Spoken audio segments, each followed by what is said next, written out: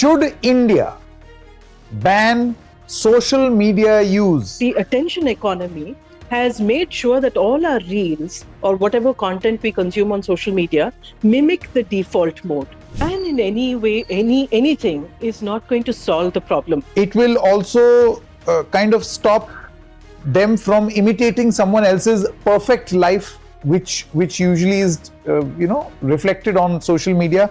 Where they said that social media platforms were actually developed by people who are diagnosed with schizoid personality disorder. They don't know how to socialize.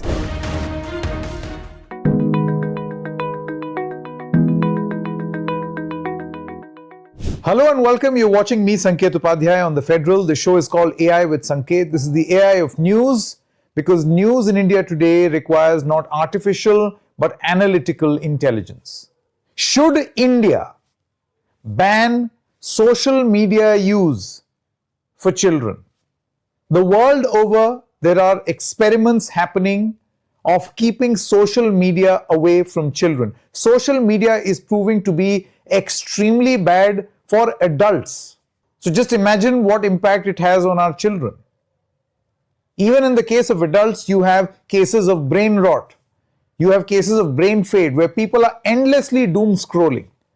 We've all seen these stories, haven't we? We've all done this ourselves, haven't we? So in a time like this, when countries as mature democracies as Australia, France, Denmark, Spain, when all of them have practically banned social media use for children, even teenagers, what should India's position be? Or should India follow the approach of, say, a United States, where there is conversation of limiting or restricting but not banning, and a country such as China, where there is something called a minor mode, where you restrict social media use among children?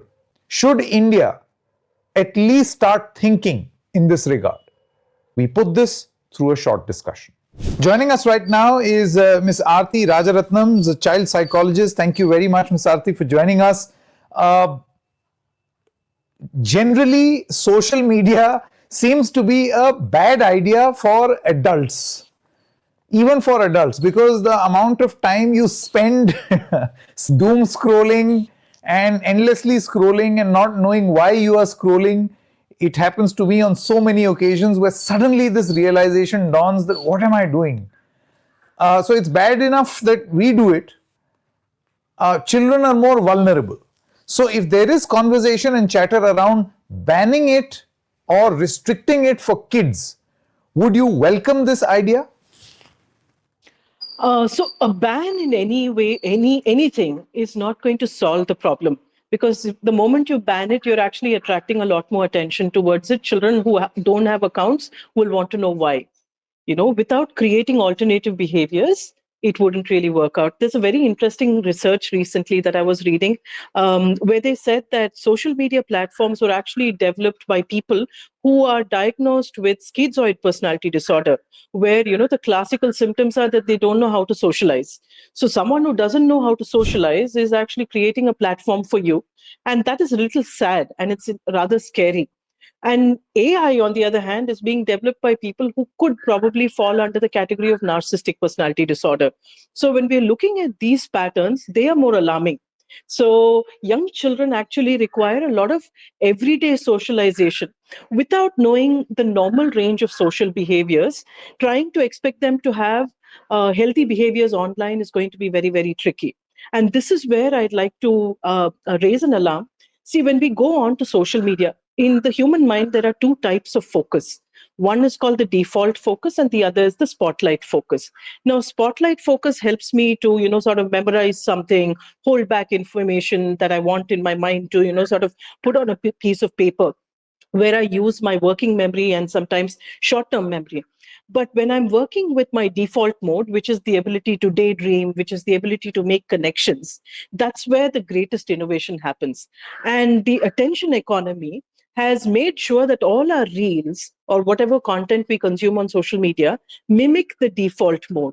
meaning that every couple of seconds it shifts just like a thought in my mind, which is where, as a psychologist, I'm very worried, because if you take away the ability to daydream, if you take away the ability to allow your mind to wander, you're essentially removing the ability to be human and to be able to create solutions to problems, innovation. So indoctrination becomes so much easier.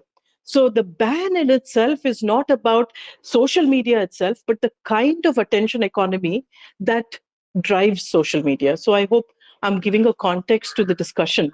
That's what is very scary. So then what does one do? I mean, if you ban, there is a problem. If you don't ban, there is a problem. If you restrict, there is a problem. What's the So solution? the solution has to start with something that's interesting. So let's take it in context. Now, if you're with your best friend or with somebody or children, somebody you really like spending time with, you actually will not look at your phone because that relationship is so important, right? Where children are moving towards social media is because a large group of our children do not have healthy relationships with peer group or with their family or with an extended family member, and therefore from that epidemic of loneliness, they're rushing into social media. They want to be seen, they want to be validated elsewhere.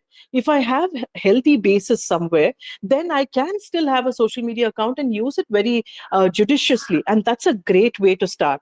Now, if you look at countries like Australia, they have taken one step forward and gone ahead with the ban, because I guess they've also realized that in spite of they having great infrastructure for sports opportunities for children, they are not able to curb the usage of social media. So I think that extreme stand is also pushing people to understand that something is wrong with it. Otherwise, people think that children are safe as long as they're not with a predator, with a pedophile, things like that. But this is equally dangerous because you're opening out, so much of information to people you hardly know, right? So that's where I feel that building a strong basis in our relationships begins, has to begin at home, and then it will be something that will translate into better action in social media, more responsible action there. You see, I'm not going to ask you questions on legality and how effectively it has worked in, say, countries like France, Denmark, Spain, uh, and other places which have Australia, where these bans have come into effect, and what is the logic that was given. Not the legality, but as a child psychologist, I'm sure you must have monitored the progress and impact of these bans in those societies, or the reasons why these governments and societies felt that a ban is necessary and no other solution. And these are very mature democracies. For them to attest on a ban means something. See, because when we're talking about the effectiveness, it's a very short period of time to say that it's effective, because some of these things take several years before there is a danger. See, for example, screens appeared in 2009. Right, by 2014, most of us had started flagging that screens are causing things like virtual autism, though it was not published yet. But we were flagging it in our practice. We had children with speech delay, we had children with autism like features, which we now call virtual autism, and things like that. Now, with social media, again, if you notice, it came in the early 2000s. The first platform was a Google platform called Orkut, if you remember. And it was actually very, very harmless. People were just posting photographs and stuff like that. Then it moved on further. And there's a lovely book called Careless People, which is talking about how, if a girl, for example, posts a selfie of herself without a filter, and she deletes it in a short while, then AI immediately through the social media platform is suggesting anything between, a cosmetic procedure, a filter, something that she has to buy, right? So it's already feeding her information saying you're somehow ugly. Now, the same thing happens with boys saying you're not adequate, you're not this, you're not that. So, what it's also doing is it's creating an epidemic of anxiety. So, in the long run, when you're looking at the effectiveness of a ban, we may know the impact only probably say by 2030, because we'll need that much time to study what happened to a generation that was hooked on to social media and what's happened to a generation that did not have it for a period of 4 months, because otherwise you'll have a lot of extraneous variables that cannot be measured. Having said this, I still personally feel that if we remove social media, we need to first build in other behaviors that will be healthy for the children, because without healthy behaviors, children will just find a gaming platform, children will just find something else to do, which may be more dangerous than just social media. So that's where my take on the whole subject is. Ms. Aarti, I would like to draw your attention to solutions other than ban. So you've got interesting suggestions coming in from the US Surgeon General Advisory, who say that there should be a 3-hour use policy on social media for children, so that you can avoid an outright ban. Limit the use. But a limitation. Keep them away from mental illness. This is essentially keep them away from mental illness. It will also kind of stop them from imitating someone else's perfect life, which usually is reflected on social media. And then you've got a Chinese model called the minor mode, in which I have learned, this has come from the Cyberspace Administration of China, CAC. People who are 8 years or less will be allowed only for 40 minutes. Between 8 to 16, every day 1 hour. Between 16 to 18, 2 hours a day. Now, obviously, this is more restrictive and rigid. Maybe China can do it. India can surely not do it. No. I can tell you this very clearly. So Right. what do you, and by the way, there is a button which is called 30-minute use, take a break after 30 minutes of use, that sort of a button. You think these are effective solutions? See, now the problem will not arise for somebody who's just using social media.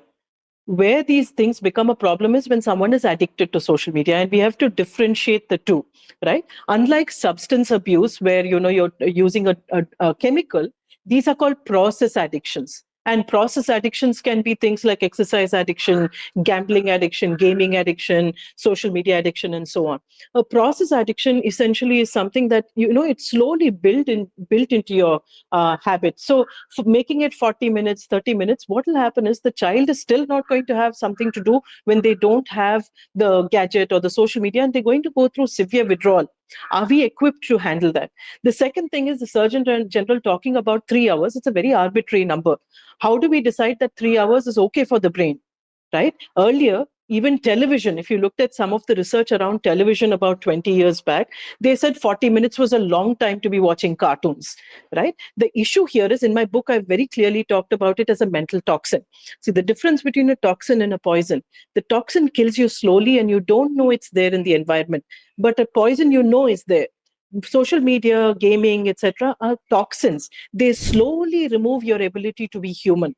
By this, I say, like when you're working on a game, for example, on online, you're going to go from level to level, and you get rewarded for behaviors that are not acceptable, like kicking somebody, shooting somebody. You're actually slowly removing away your ability to discern what is right from wrong. This is where the whole problem arises. It's not the usage per se, but how it's shaping the way you think, how it's shaping the way you will address mental health, and the way you will address your personality. You're going to have a lot of people later on who are so on the outside, incapable of reflection. And without reflection, there's going to be no behavior change. There's going to be no kind of range of emotional experiences that are other than excitement.